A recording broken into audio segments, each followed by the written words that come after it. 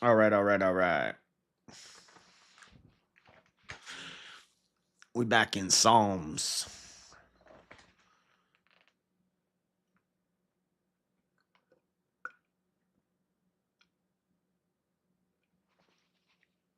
Back up in Psalms.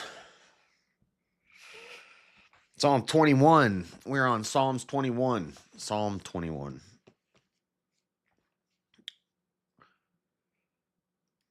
To the chief musician, a psalm of David. Psalm 21. We're almost on the one everybody knows. Psalm 23. Coming up in here in a minute.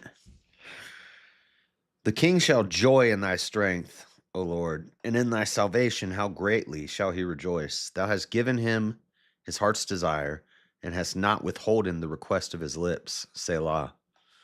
For thou preventest him with the blessings of goodness. Thou settest a crown of pure gold on his head.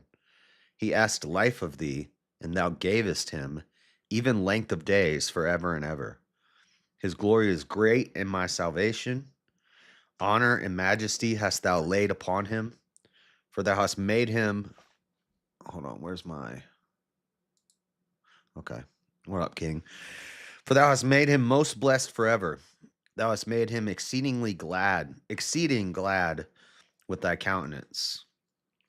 Hello, Mark. Free off. Hello, Mark. Where was I? Thou hast made him exceeding glad with thy countenance. Where was I?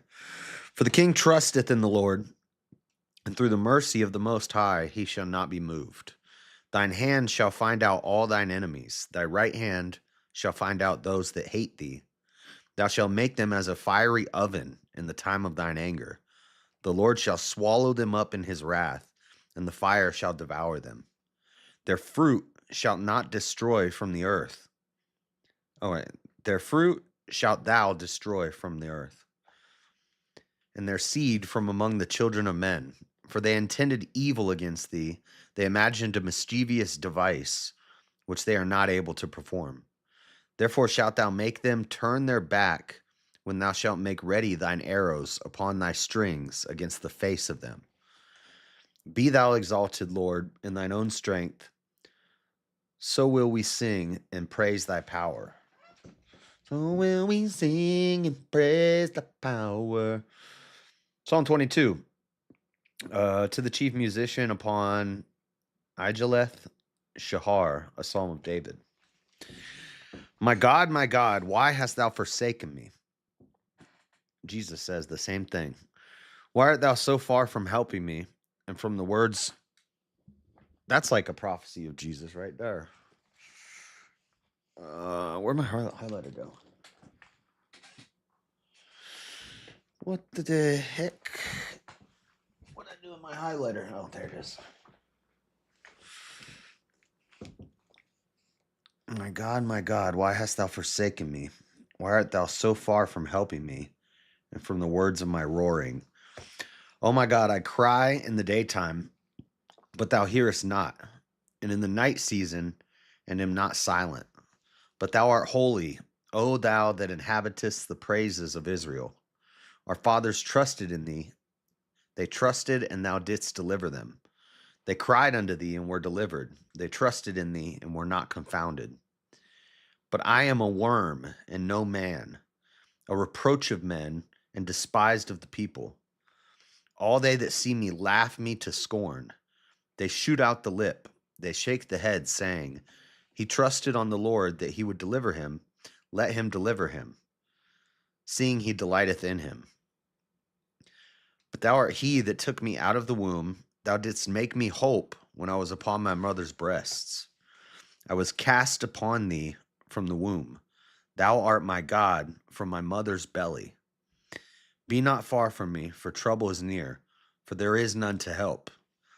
Many bulls have compassed me.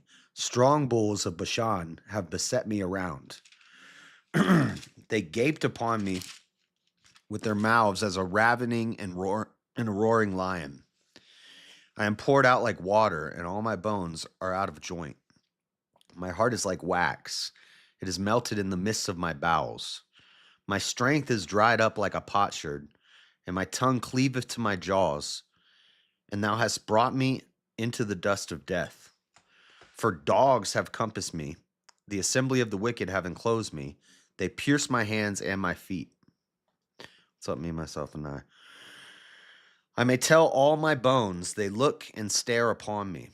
They put my garments among them and cast lots upon my vesture. There's another prophecy. That's another reference to Jesus' crucifixion. But be not thou far from me, O Lord, O my strength. Haste thee to help me. Deliver my soul from the sword, my darling from the power of the dog. Save me from the lion's mouth, for thou hast heard me from the horns of the unicorns. Thou hast heard me from the horns of the unicorns. Rhinoceroses? I would declare thy name unto my brethren. In the midst of the congregation will I praise thee. Ye that fear the Lord, praise him. All ye, the seed of Jacob, glorify him and fear him. All ye, the seed of Israel. For he hath not despised nor abhorred the affliction of the afflicted, neither hath he hid his face from him. But when he cried unto him, he heard. My praise shall be of thee in the great congregation. I will pay my vows before them that fear him. The meek shall eat and be satisfied. They shall praise the Lord that seek him. Your heart shall live forever.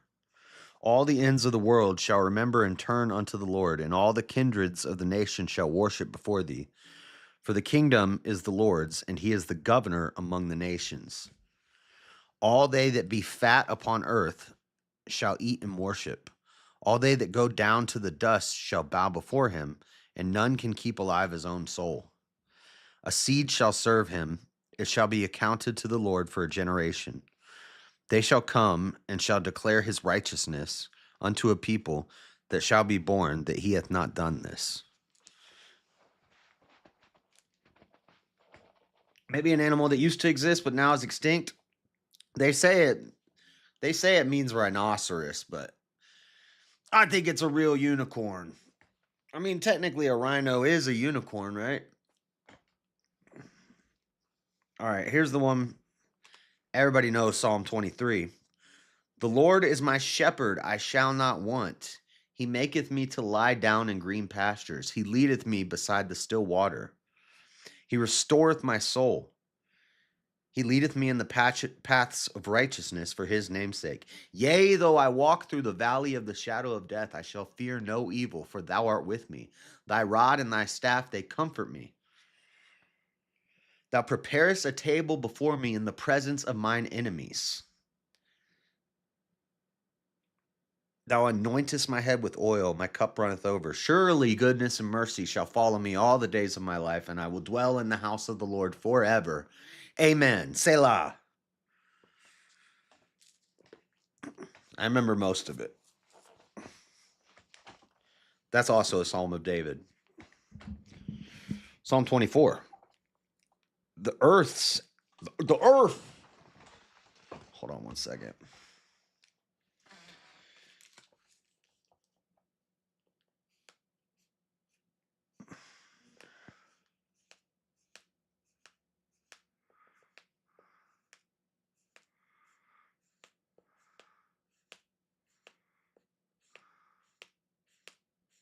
Okay.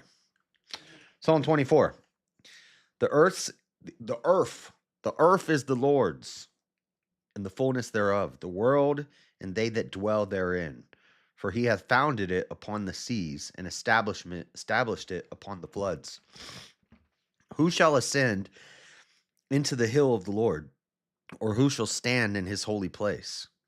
He that hath clean hands and a pure heart, who hath not lifted up his soul unto vanity, nor sworn deceitfully. He shall receive the blessings from the Lord, and righteousness from the God of his salvation. This is the generation of them that seek him, that seek thy face, O Jacob, Selah. Lift up your heads, O ye gates, and be ye lift up, ye everlasting doors, and the King of glory will come in. Who is this King of glory? The Lord strong and mighty, the Lord mighty in battle. Lift up your heads, O ye gates, even lift them up, ye everlasting doors, and the King of glory shall come in. Who is this King of glory? The Lord of hosts. He is the King of glory. Selah. Selah. Ugh. We're just going to go through like 10 of these today. It'll be a short stream. You know, we just got to get back to doing this a couple times a week. 25, Psalm of David. Unto thee, O Lord, do I lift up my soul. O my God, I trust in thee. Let me not be ashamed. Let not my enemies triumph over me. Yea, let none that wait on thee be ashamed. Let them be ashamed with transgression without cause. Show me thy ways, O Lord. Teach me thy paths. Lead me in thy truth and teach me, for thou art the God of my salvation. On thee do I wait all the day.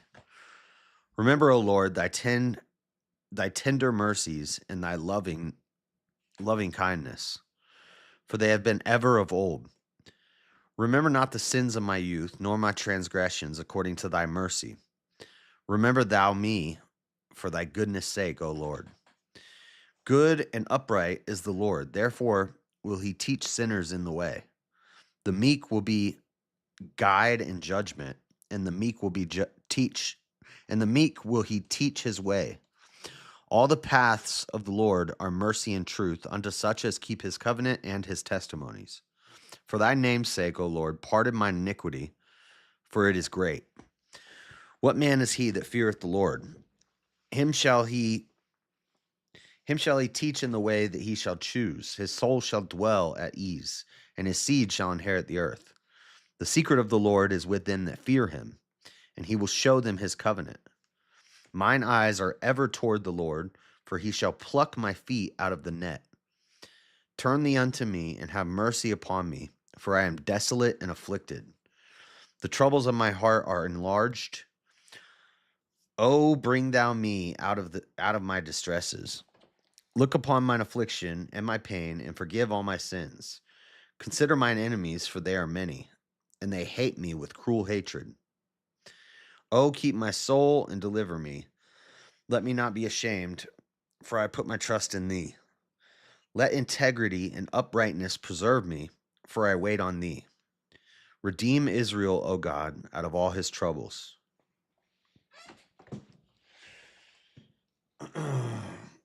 With Jesus, we are invincible.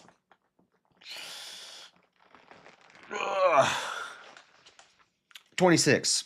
Judge me, O Lord, for I have walked in mine integrity. I have trusted also in the Lord, therefore I shall not slide. Examine me, O Lord, and prove me. Try my reins and my heart.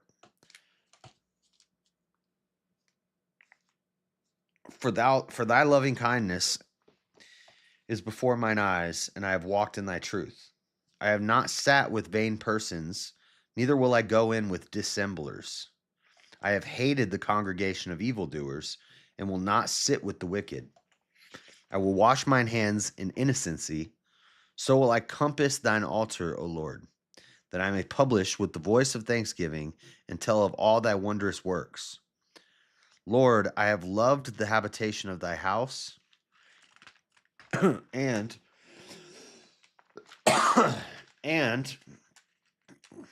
and I can't turn the page. And place where thine honor dwelleth. Gather not my soul with sinners, nor my life with bloody men, in whose hands is mischief, and their right hand is full of bribes. But as for me, I will walk in mine integrity. Redeem me and be merciful unto me. My foot standeth in an even place. In the congregations will I bless the Lord. I have like something stuck in my throat.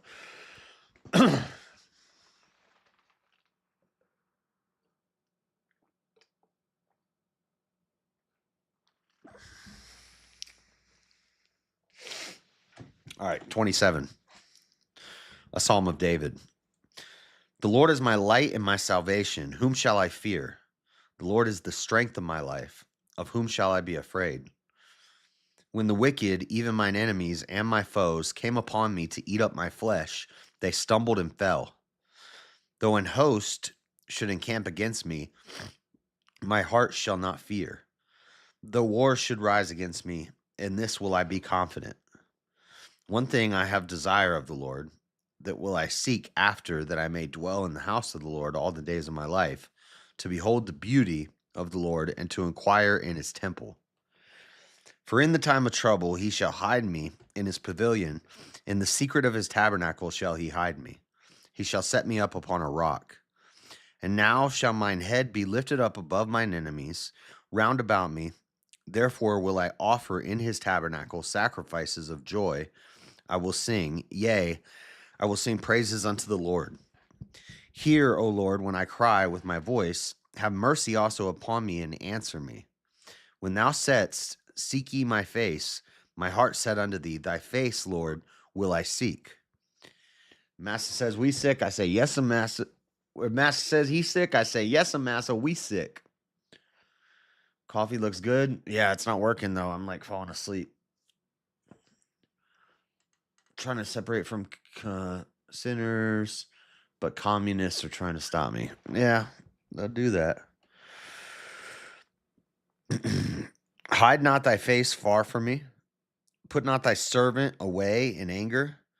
Thou hast been my help. Leave me not, neither forsake me, O God of my salvation. When my father and my mother forsake me, then the Lord will take me up. Teach me thy way, O Lord, and lead me in a plain path because of mine enemies. Deliver me not over unto the will of mine enemies, for false witnesses are risen up against me, and such as breathe out cruelty. I had fainted unless I believed to see the goodness of the Lord in the land of the living. Wait on the Lord, be of good courage, and he shall strengthen thine heart. Wait, I say, on the Lord.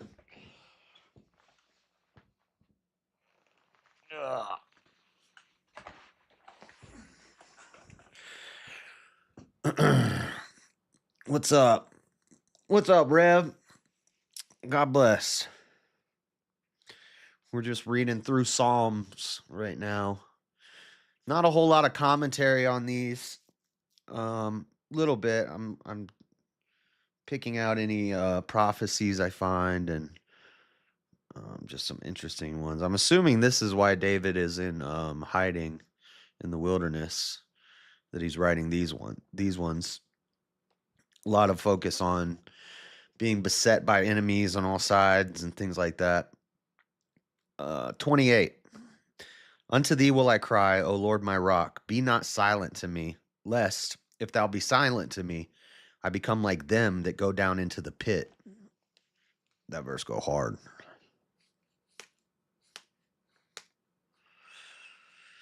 Unto thee will I cry, O Lord my rock. Be not silent to me, lest if thou be silent to me, I become like them that go down into the pit. Hear the voice of my supplications when I cry unto thee, when I lift up my hands toward thy holy oracle. Draw me not away with the wicked and with the workers of iniquity, which speak peace to their neighbors, but mischief is in their hearts. Give them according to their deeds and according to the wickedness of their endeavors. Give them after the work of their hands. Render to them their desert. Desert. Render to them their desert. Render to them their desert. I forget. Desert has two S's, I think. This is desert. Because thy regard not the works of the Lord, nor the operation of his hands, he shall destroy them and not build them up. Blessed be the Lord, because he hath heard the voice of my supplications. The Lord is my strength and my shield. My heart trusted in him, and I helped. Therefore my heart greatly rejoiceth, and with my song will I praise him. The Lord is their strength, and he is the saving strength of his anointed. Save thy people, and bless thine inheritance. Feed them also, and lift them up forever. We're going to do two more. We'll do 29 and 30. Reading Psalm 21, right? No, that was 28. Some of them are kind of similar. That was 28 is what I just read. We're doing 20 through 30 today. Normally I'd go a little longer, but I'm really tired after the trip and everything. I'm like falling asleep, but I need to get back into this at least 3 or 4 days a week so we can finish it. We're halfway through and I've been slacking lately. We're moving through it quickly. And now it's been like 2 weeks since I did one of these. We got to get through the whole thing. And then once I get through the whole Bible, then we can start doing a morning show or something with some occasional reading. Where we at? 29. Psalm of David, 29. Give unto the Lord, O ye mighty, give unto the Lord glory and strength. Give unto the Lord the glory due unto his name. Worship the Lord in the beauty of holiness.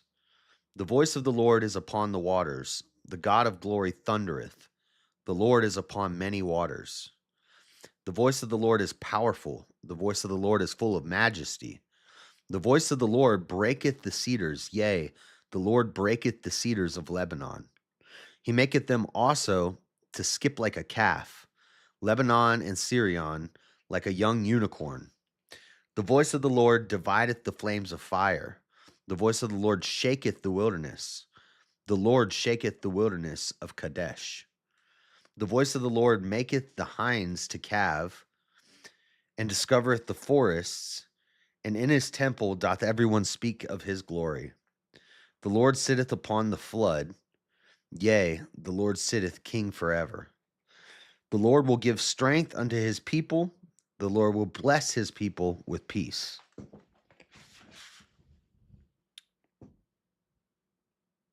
Psalms my least favorite part of the Bible, all fluffy and unicorns and stuff. Well, they are songs. It is poetry. So this is David sitting writing poetry throughout his life. That fluffy artistic poetry used to be a masculine thing. It used to be masculine to be artistic, play instruments, write poetry, sculpt things. Now everybody who's an artist is a liberal.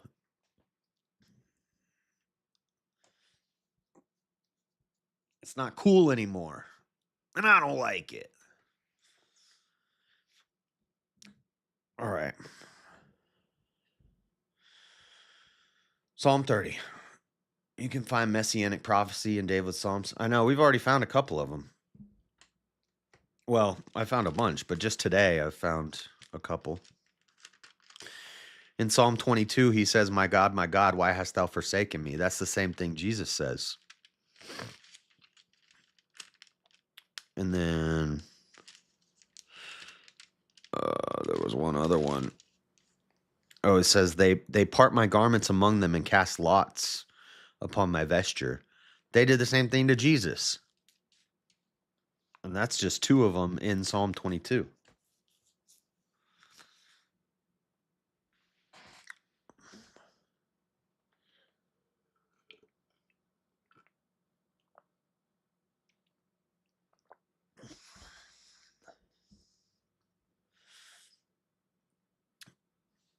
One.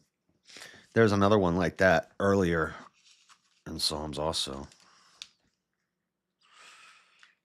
Or maybe that's the one that...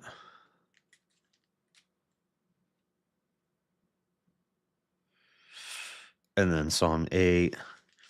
What is man that thou art mindful of him, and the son of man that thou visitest him?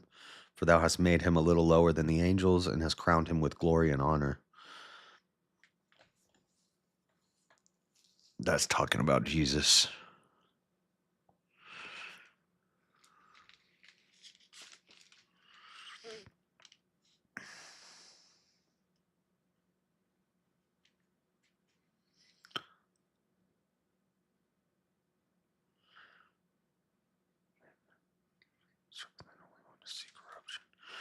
Psalms 16, 8,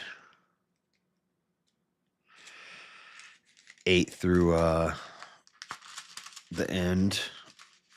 16, 8 through 11, I think. For thou wilt not leave my soul in hell, neither wilt thou suffer thine Holy One to see corruption. Thou wilt show me the path of light. In thy presence is fullness of joy. At thy right hand there are pleasures forevermore. That's Psalm 16. He is at my right hand. I have set the Lord always before me, because he is at my right hand. I shall not be moved. And he talks about how he goes down into Sheol, and he says he will not be left there.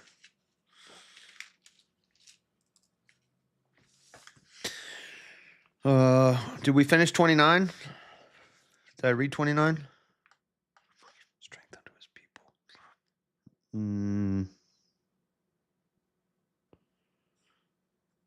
Did I read all of 29? Yeah, the Lord sitteth upon the flood. The Lord sitteth king forever. The Lord will give strength unto his people. The Lord will bless his people with peace. This is the voice of the Lord. I'm going to put a little note here.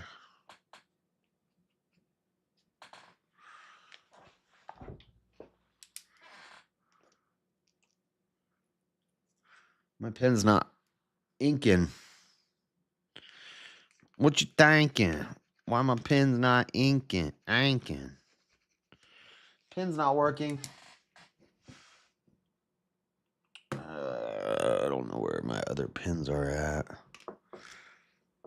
I know I got some in my backpack. I have a pencil.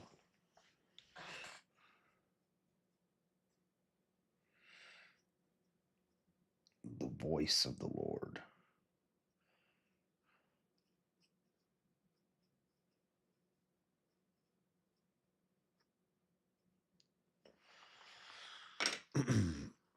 Okay, Psalm 30.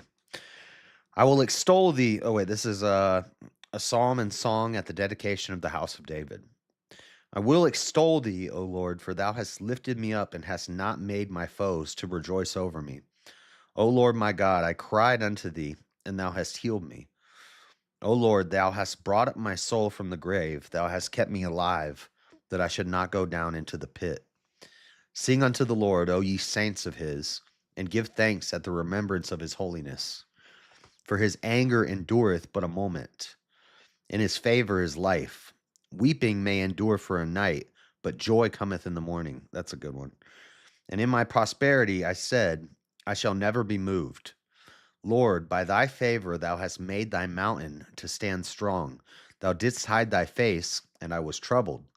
I cried to thee, O Lord, and unto the Lord I made supplication.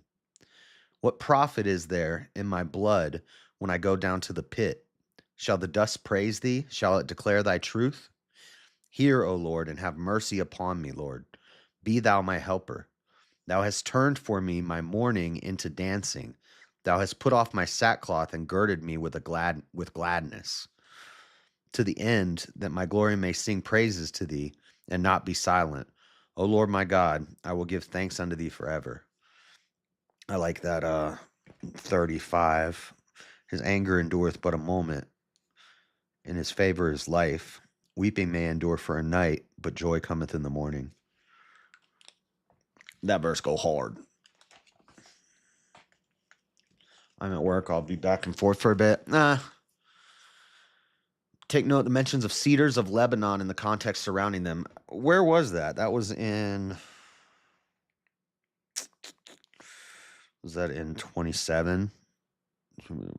Tabernacle cry. I wondered what that meant. Cedars of Lebanon. Let me check.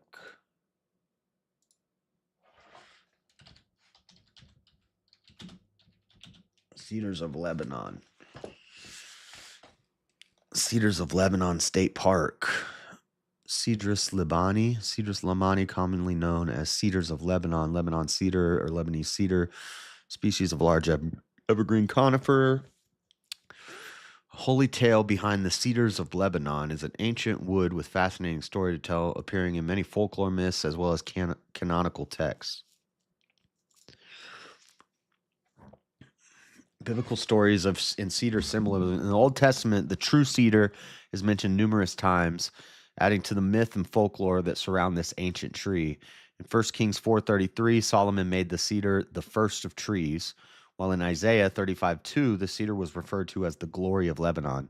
In Ezekiel 31:3-5, the Assyrian power is compared to a cedar in Lebanon with fair branches and with a forest-like shade, a high stature, and its top was among the thick boughs.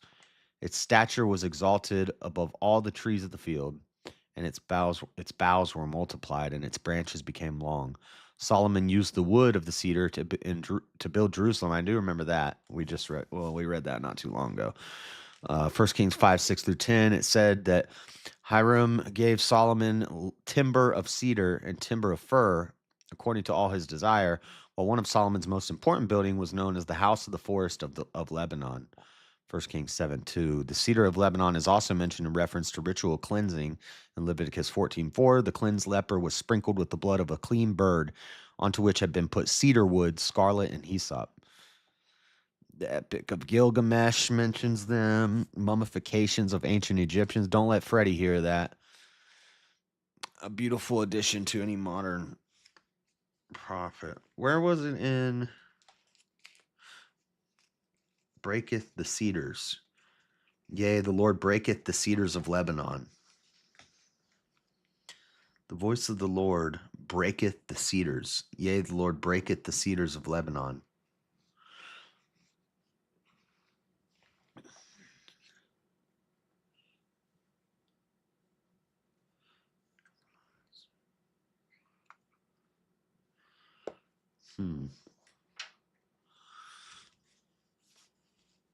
Hmm.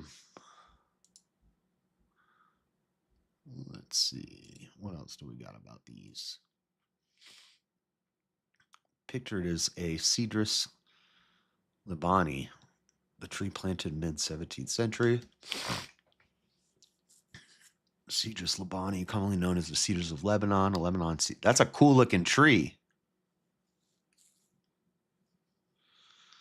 Cedars of Lebanon and their significance in the Bible.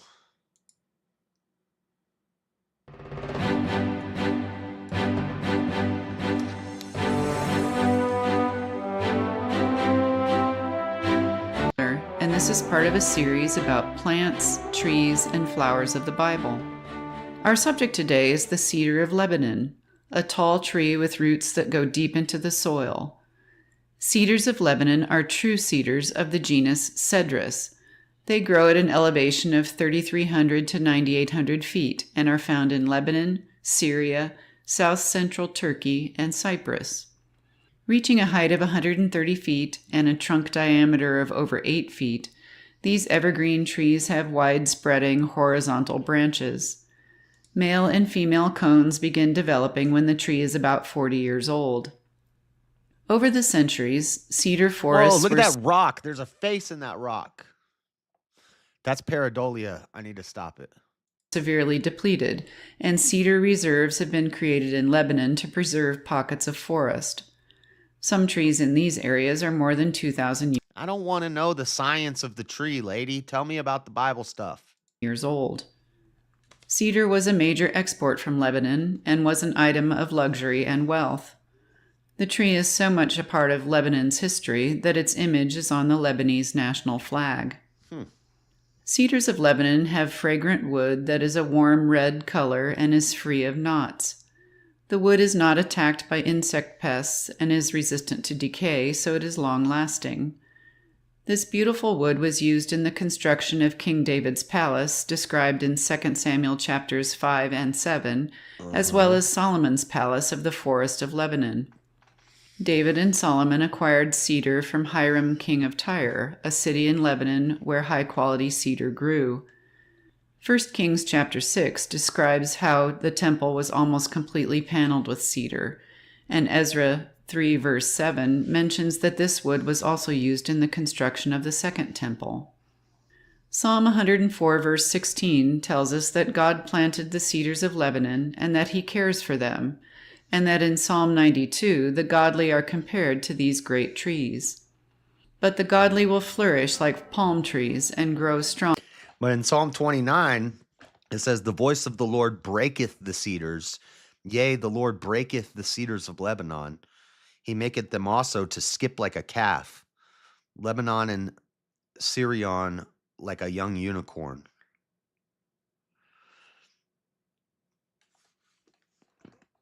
So God makes them to grow, but he could also destroy them? No? Yea, nay? Like cedars of Lebanon, for they are transplanted to the Lord's own house. They flourish in the courts of our God. It is wonderful to think of God as the master gardener of his creation. See, but what I mean, that's not what that verse sounds like. This is a nicey nice side of God, but everybody forgets the other half. They seem to forget the wrath. Because right there it says, "The voice of the Lord breaketh the cedars. Yea, he breaketh the cedars of Lebanon." What does this mean? Skip like a calf. B. It's pointing me to Psalms. Psalms 114:4.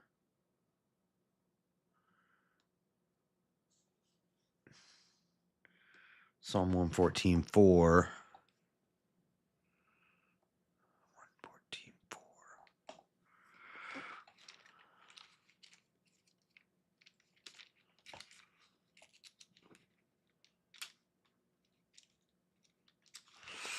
On 114:4. The mountains skipped like rams, and the little hills like lambs. What ailed thee, O thou Shay, that thou fleddest? Thou Jordan, that thou was driven back, ye mountains, that ye skipped like rams, and ye little hills like lambs. Dude, how did David know it was going to rhyme in English, too? Tremble, thou earth, at the presence of the Lord, at the presence of the God of Jacob, which turned the rock into a standing water, the flint into a fountain of waters.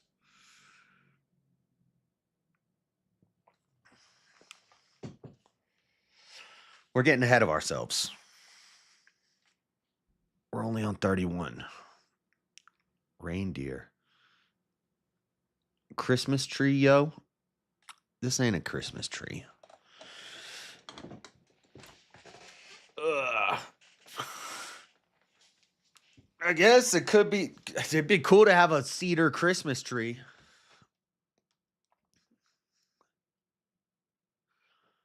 Check out Isaiah 14:5-20. You'll see a verse in that the cedars of Lebanon mock the morning star. Morning star being Lucifer. 14:5-20.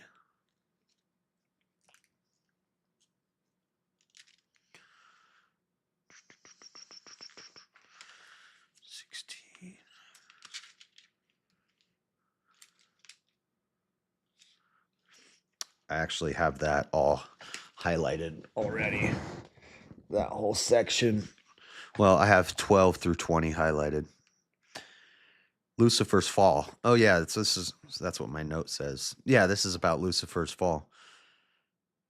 Lord hath broken the staff of the wicked and the scepter of the rulers. He smote the people, wrath with continual stroke, and ruled the nations. Anger is persecuted, and none hindereth.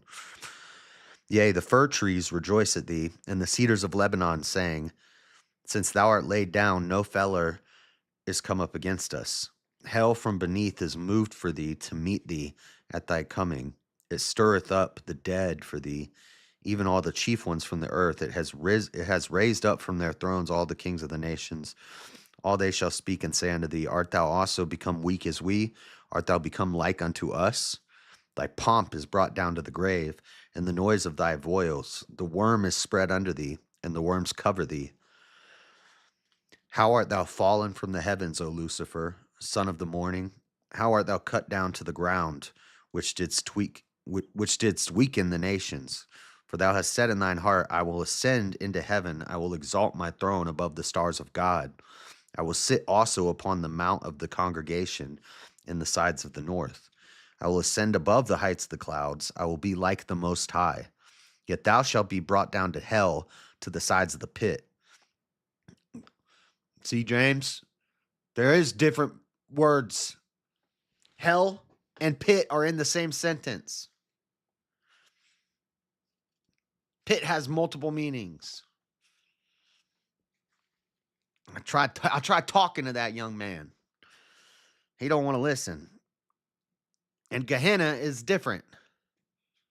Holy moly. And Abraham's bosom is different.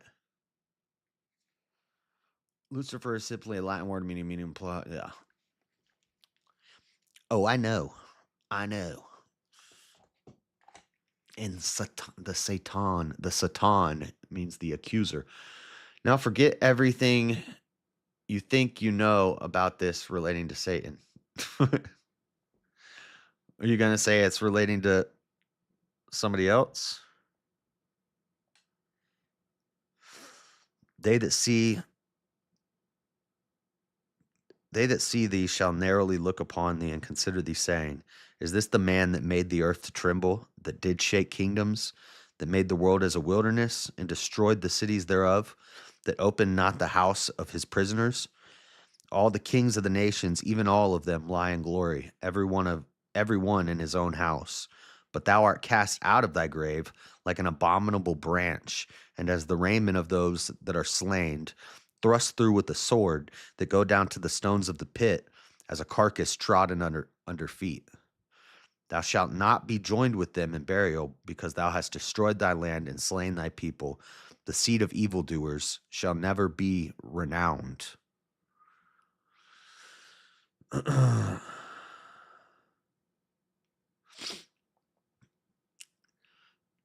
You're saying this is Jesus that's talking about Jesus and not Lucifer?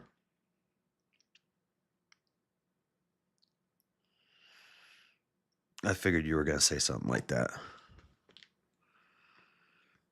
Um,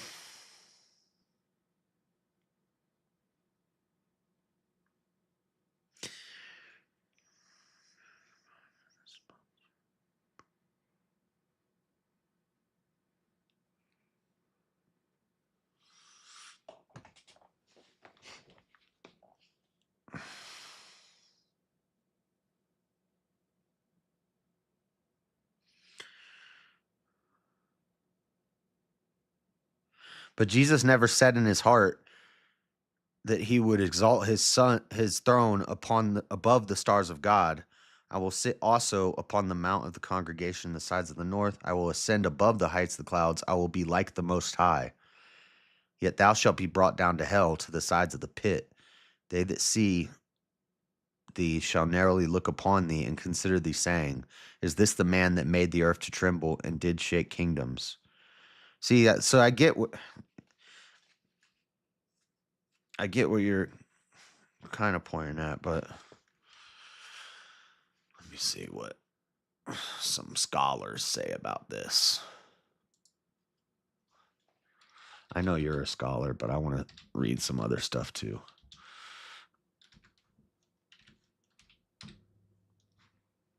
Isaiah 14, 12 through 20.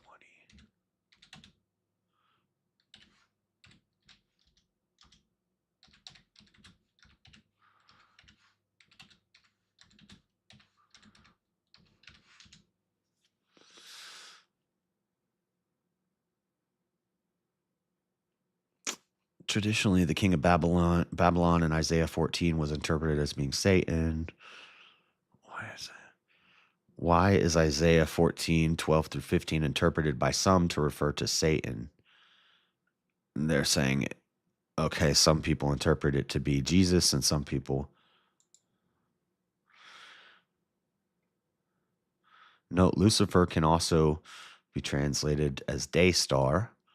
In its context, these verses seem to refer only to the king of Babylon? Why do some people believe these verses are about Satan? When did this interpretation arise, and what extent has the interpretation flourished throughout Christian church history? The verse makes me think of Revelation 12 when Satan is thrown down to the earth along with his angels. Jews believe that Satan is an agent provocateur, but is thereby doing what God commanded him to, not fallen or rebellious. Good question. I could take a look to answer the key phrase, unlock a visit identity in verse 12. O Lucifer, son of the morning, which is used to rise early in the morning. These verses seem to refer to the king of Babylon. So next comments are suggesting ranging from Sargon II to Alexander the Great have been made. The key term, Hillel, provides a key. It was used only rarely as a royal epithet to point to Esarhaddon, the only Babylonian or Assyrian king of whom its use is attested. Meanwhile, there is a taunt against the king of Babylon in Isaiah 14:4, even if we don't know for certain which one. Why do some people believe these are about Satan? The chief reason is found in the New Testament, a statement from Jesus in Luke 10:18, and he said to them, I saw Satan fall like lightning from heaven. That's a good verse right there for people who say that Jesus was created. If Jesus was created, then how did he witness Satan falling from heaven? Or if he was created when he was born. The resonance with the first part of Isaiah 14:12 is clear. Many Bibles provide cross references. I am not aware of a tradition before Jesus that sees Satan in Isaiah 14:12, but there are several factors contributing to this. The personification of Satan, the adversary, with an article comes very late. It's the Satan in Job 1 and 2, Zechariah 3:12. And so not a proper name, but a title or a role or designation. Yeah, the adversary, the accuser is what the Satan means. It's not a name, it's a title. There's precious little evidence for the interpretive traditions of those texts before the time of Jesus. This is one of the things that makes the Septuagint so important, and you can see it from the bit quoted above that any association of the day star with Satan is absent from the Septuagint. Isaiah, rather, it associates this star in a straightforward way with the morning star, a quite natural translation for the Hebrew. Seems to make its first entry in the Gospel of Luke. Origins on the connection between Luke 10:18 and Isaiah 14:2. Nicely explaining the meaning of a Hebrew term, he goes on to claim that the early church fathers, Tertullian and Gregory the Great, connected the fall of Satan from heaven like lightning in Luke 10:18 with Isaiah 14:12, thus developing the unfounded view that 14:12 describes the fall of Satan. See, I'd always assumed that it described the fall of Satan. That's always what I heard. But I guess you're saying that the cedars are mocking the morning star. I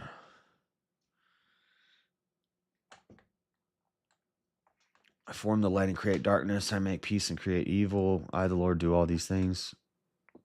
What's your point in saying that, Cree Dog? I know. I use that verse all the time. It's a parable, but the parable is sung by the cedars of Lebanon, other angelic beings. The cedars are mocking the morning star.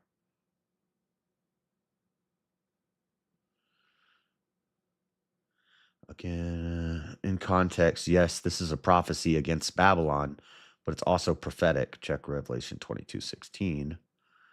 Remember, Jesus beheld Satan fall like lightning, not like a star. Huh. But I'm not seeing anything that says that it represents Jesus. I'm seeing stuff that says it's talking about one of the kings of Babylon, but but you're saying it's prophetic, which it definitely sounds prophetic. Tertullian and Gregory the Great made the connection with Luke. in the lightning, which is probably the earliest that we see that connection made. An important find is that Origen appears to be a prime candidate to explicitly connect Isaiah 14:12 and Luke 10:18. Now, Origen was anathematized, so but you got Origen, Tertullian, and Gregory the Great making that connection pretty early on. But nobody pre-Jesus, no Jews prior to Jesus, Jesus's life on earth, made that connection. So maybe, huh? I don't know though. That like now you're messing with my head because now it's like all this time I thought this part was. I did a thing about. I did a show on. That's why this is highlighted because I went through this on a stream a long time ago when I was talking about Satan, or maybe I was talking about. I don't remember what I was talking about, but I went through all this years ago,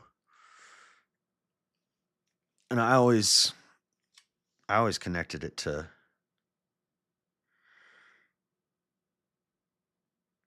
Satan. Hmm. But that's interesting because a lot of Lucifer, Satan lore has been piled on Isaiah 14. Yeah. If you just Google like what are all the Bible verses about Satan, this is the main one that they're going to take you to. It's deep, but Jesus calls himself the morning star in Revelation 22:16, an evident hat tip to Isaiah 14. Yeah, but now I worry that this gets like dangerously close to like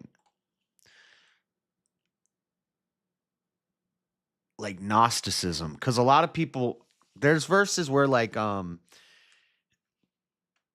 lot of people think well like the Gnostics say that like God is the evil demiurge and that Jesus is actually Satan because he's this. There is a verse in the New Testament where he says I forget what it says exactly, but it's very similar to what it says about the serpent in the garden. It says Jesus was sly like a serpent or something like that, cunning like a serpent. Or I'm not sure what I'm thinking of, but there are verses that they've said they've made this connection before, and they've said all this stuff is actually Jesus. And I don't know. I don't know. I've heard this before that Jesus calls himself Lucifer.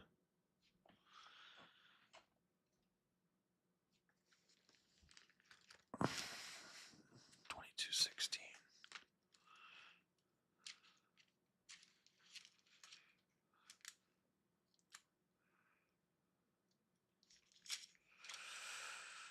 That's almost the last page.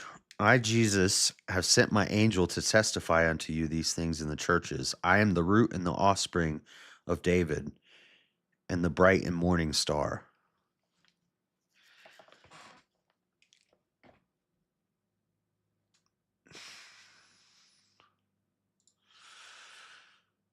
Where's my concordance?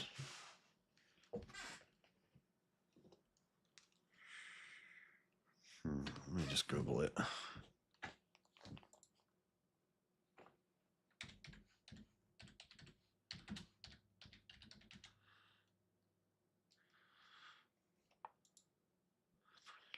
14 applied the king of Amorites generals, morning star capitalized, and devil capitalized as the original name of the devil for his fall from grace, linking Isaiah 14:12 with Luke 10. I want interlinear. I want Isaiah 14. 14:12.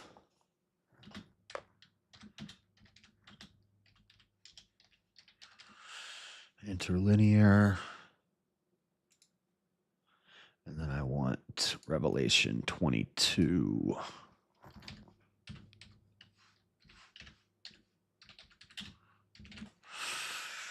16 interlinear.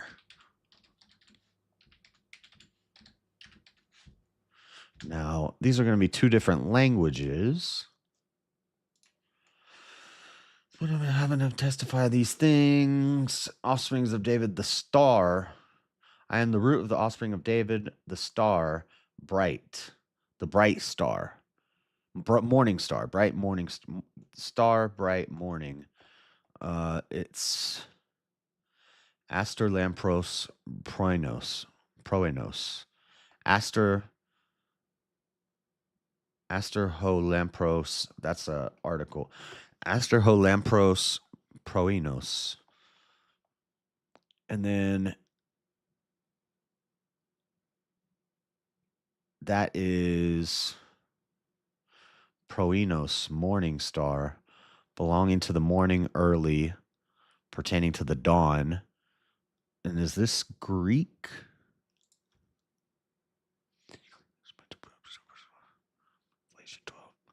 Greek. Strong's Greek 4407. And then Isaiah.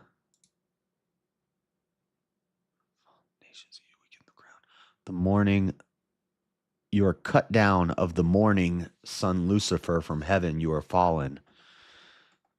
Sahar. So see in Isaiah,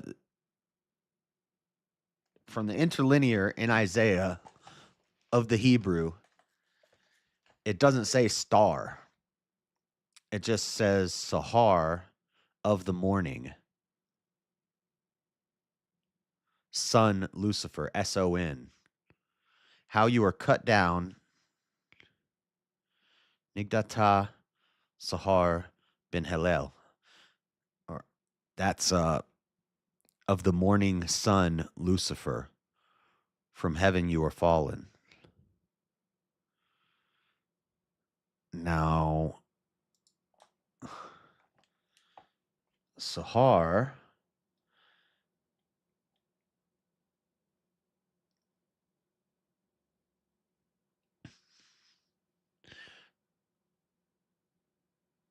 so every usage of this word Sahar,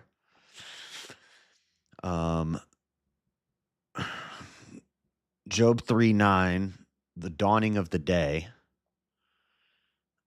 Job 41:18, the eyelids of the morning. Psalm 57:8, and harp, I myself will awake early. So early, morning, dawn, day, dawn, morning, early. But the word in Greek in Revelation, where'd it go? Aster, all of its uses, star, the stars, star, the star, the star, the star, the star. This word star is not in Isaiah. It just says morning. So I wonder why. Now, this is why I would need a Septuagint, because I have a King James. And in the King James, it says, no, it says son of the morning. It doesn't say the morning star. How art thou fallen from heaven, O Lucifer, son of the morning?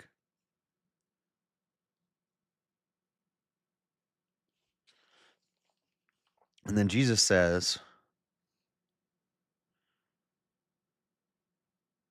offspring of David, the bright and morning star.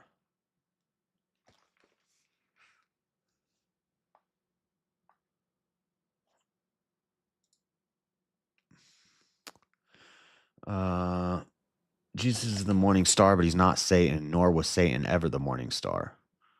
Oh, okay. So you're saying calls himself the morning star in Revelation. Welcome to the rabbit hole. Satan was never an angel, arch or otherwise, and Lucifer was never his pre-fall name.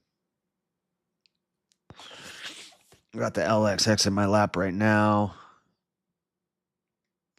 So you're saying Jesus is Lucifer. and that we've just been calling Lucifer by the wrong name this whole time, that that's not really his name.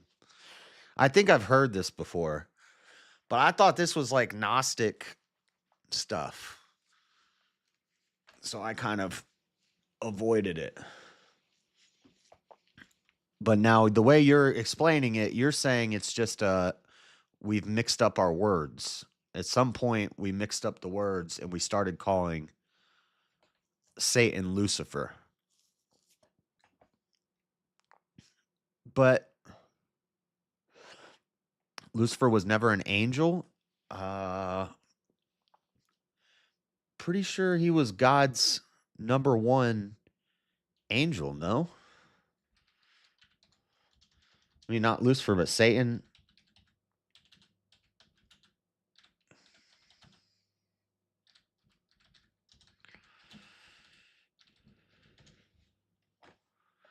Where did it?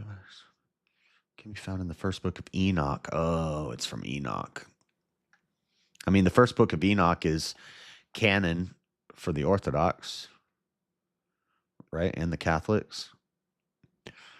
I think only the first two books of Enoch can actually be accredited to the writer of Enoch. The last three books of Enoch, they say, were probably written by some Buddhist dude. When Lucifer was created, he was described how God's most beautiful angel became. What type of angel was the morning star? I read it in various places that Lucifer was chief of the seraphim, cherubim that covers, archangel of the crown. All accounts say he was God's greatest angelic creation, but what kind? Seraph, cherub, or archangel? I'm a novelist, blah, blah, blah. Most Christians believe that Lucifer or Satan was a seraphim. Please be aware that Lucifer has been used in Latin to refer to other persons, including Jesus, or things other than the devil. Right. Isaiah 14:12. Nevertheless, Lucifer, the light bringer in Latin. Okay, so now we got Greek, Latin, and Hebrew. Light bringer, day star, morning is a name. Oh, wait, you know what? Let me actually look at something. Oh, Hallel is the word that means star. Well, no, from heaven, O Lucifer, son, have fallen heaven, star, son of the dawn. From heaven, O star of the morning. So some translations do say star in Isaiah, but it's not the word I was looking at. It's the Hallel. Oh, okay. Based on Catholic traditions in regard to Satan and the 9 choirs of angels. Although it is now generally accepted that there are 9 choirs of angels, each choir of an angel is different and ranked accordingly. Thomas Aquinas listed them. Thomas Aquinas' list is by far the most widely accepted list. So there is no. You have hit upon a very popular misconception, which many have turned into a fable. The only place in the Bible which names Lucifer is Isaiah 14:12. This verse is contained within a section that is discussing the king of Babylon. We can know this by looking at the entire chapter, and we find in verse 4 that the text actually says king of Babylon and calls him the oppressor. Then in verse 16, it identifies him as the man. They that see thee shall narrowly look upon thee and consider thee, saying, is this the man that made the earth to tremble, that did shake kingdoms? Prophetic judgment, which was pronounced against the king of Babylon for his pride. Adam Clark's commentary is also helpful. The Septuagint in this place render the word by, I can't read that, a lamentation.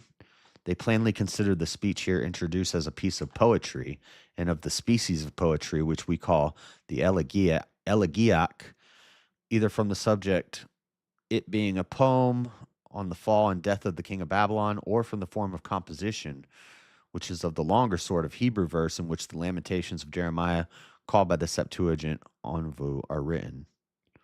According to 12, he has version agree in the translation. Hallel is signifying Lucifer, the morning star, whether Jupiter or Venus, as these both bringers of the morning light or morning stars, annually in their turn. And although the context speaks explicitly concerning Nebuchadnezzar, yet this has been, I know now, I applied to the chief of the fallen angels. I don't even know what I'm looking for anymore. I'm just like reading stuff.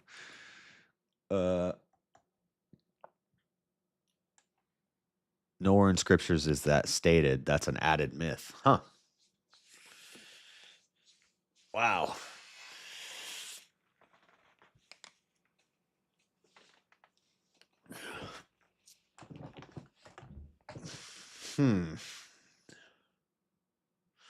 Luke 10:18. That's the one that says that he came down like lightning. He saw him fall from heaven like lightning. But so there's nowhere that says that he was God's most beautiful angel. Yeah, because I can't find it. But I've always heard that too.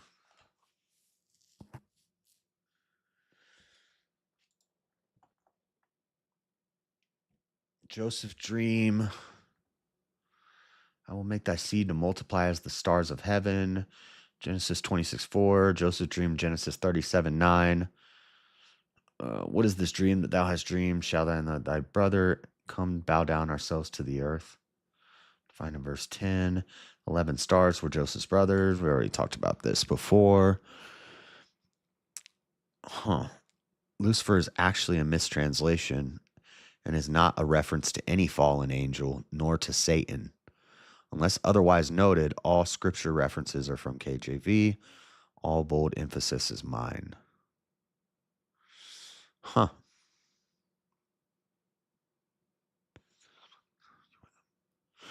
Ezekiel 28:12.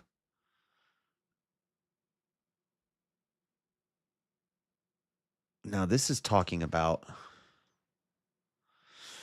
somebody saying, and this is just some forum, so I don't know if this person's like a scholar or that they should be listened to, but Ezekiel 28:12, Son of man, take up a lament concerning the king of Tyre and say to him, this is what the sovereign Lord says. You are the model of perfection, full of wisdom and perfect in beauty. You were in Eden, the garden of God. Every precious stone adorned you, ruby, topaz, and emerald, crystallite, onyx, and jasper, sapphire, turquoise, and beryl. Your settings and mountings were made of gold. On the day you were created, they were prepared. You were anointed as a guardian cherub, for so I ordained you. You were of the holy mount of God. You walked among the fiery stones. And then the commentary says this clearly indicates Satan, Lucifer, devil, king of Tyre, etc., was a cherub. This is also supported by the fact that Satan was in the Garden of Eden, whose population at the time was limited to 2 humans, 2 cherubs, and God.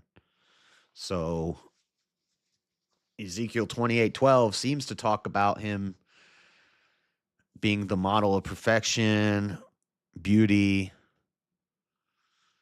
If that's talking about Satan, but I guess you'd probably say that is that also referring to Jesus? There were people other than Adam and Eve. They were outside the Garden of Eden. Who do you think Cain took to bear children with? Where do you get that? Cain entered into the land of Nod, meaning to wander, took him a wife and knew her. Skip forward. Lot was asked to give 2 angels of the Lord and the men of Solomon. And go. Yeah, but we're not given a length of time in between Adam and Eve leaving the garden and that could have been 500 years. And maybe the people spread out. Jesus said he saw him come down. That's good enough for me.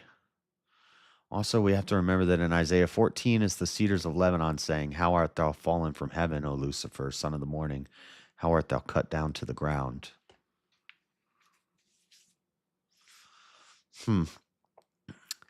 Well, this is deep, but I need to get to bed. Also, we're in Psalms. Rev, you got me jumping around to dang Ezekiel, Isaiah. Job. No, not Job. Revelation, Luke. We're bouncing all around. It'll be good to have you around when I get to Isaiah, though. I've already read most of Isaiah on stream. We started in Isaiah. And then when I finished Isaiah, we went back to Genesis and started from the beginning. But when I started doing these streams, I was reading Isaiah at the time. So I just started from Isaiah. Once I finished Isaiah, I was like, let's just start from the beginning. At first, I was like, let's do a poll to see which book of the Bible I should read next. And then everybody said, just start at the beginning. So we started at the beginning. But I was trying to go through and read all of the books of the Bible that I haven't read yet. I've read most of it many, many times, but there's some books that I've never read. Like I've never read all of Jeremiah. I've never read all of Lamentations, Ezekiel, Zechariah, Malachi, Obadiah. I think that's about it. Other than those few books, I've read all of it, most of it, a bunch of times. But some of those weird Old Testament smaller books or never linear, so I just keep reading and learning. Yeah. Be right back in 5. Well, I'm leaving. I gotta go. I gotta go right now. Gotta go. We'll try to do this tomorrow. Acts and numbers is what I seem to have issues with my understanding of. Acts, numbers. I mean, numbers. Numbers is a census. It's begets. It's just basically lineage and history and the setting up of the temple and the organization of the land. Like numbers is a very Leviticus, Numbers, Deuteronomy are very like legalese type books. It's like old Jewish laws and censuses and land designations and stuff like that. Numbers is begats. Yeah. Yeah. Go watch the streams when I read through Numbers. Those were fun ones. When we had to do like 6 chapters of crazy names begatting other crazy names. That was a fun stream. Fun couple days. I told everybody, I was like, it's going to be rough for the next couple days because we're in Numbers. And also parts of Kings and Chronicles are like that too, and Samuel.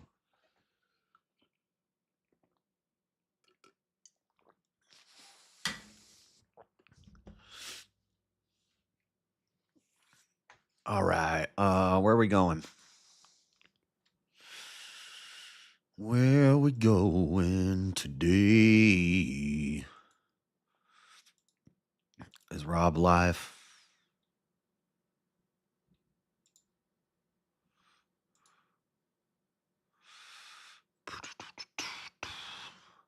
He's not.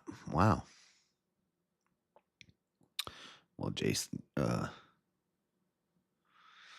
what's his name? Jim Bob is. We'll go over there. All right, guys, go say hi to Jim Bob. And I will catch you guys tomorrow, hopefully. God bless you guys. I'm out. I'll talk to you later. See you.